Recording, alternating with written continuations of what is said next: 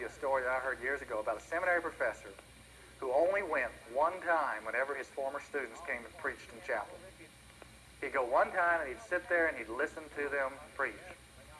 And this one particular man who shared about this said that he came back after 12 years and preached at the seminary that he graduated from at their chapel service.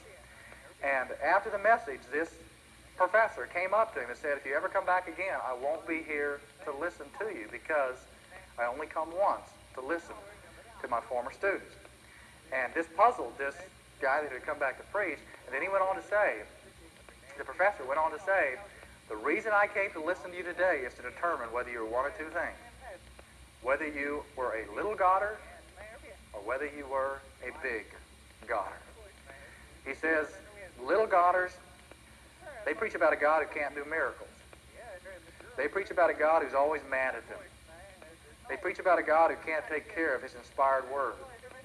They preach about a God who doesn't answer people's prayers. He says, I call them little Godders. Then he said, others have a great God. He can do what he's always done. He can show himself strong through those who fear him. And then he turned to this, and he clarified to this young man, he says, you're a big Godder. And your ministry will benefit from that. God will bless your ministry. And then he walked away.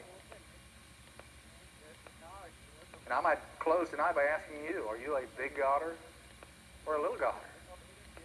You might say, well, how do I determine that? Well, you can start by looking at your worry list. How long is it? How often do you rehearse it? That'll tell you whether you're a big Godder or a little Godder. Because my Bible says God is awesome. That God is beyond our belief.